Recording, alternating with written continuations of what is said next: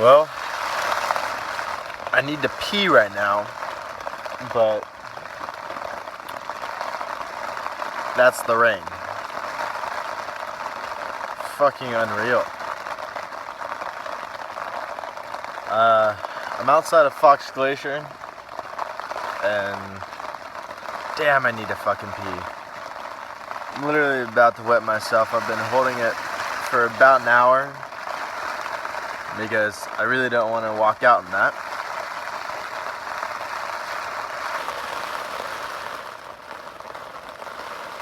Apparently there's supposed to be 5 meters of rain over 3 days.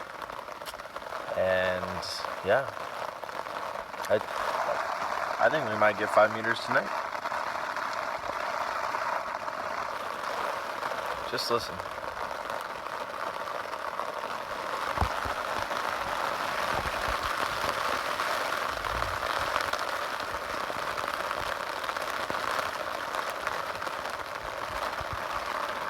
Do you wonder why everything's soaked? 'Cause I sure the hell don't.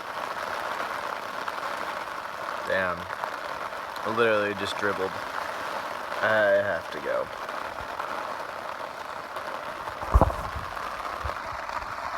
Peace, brother.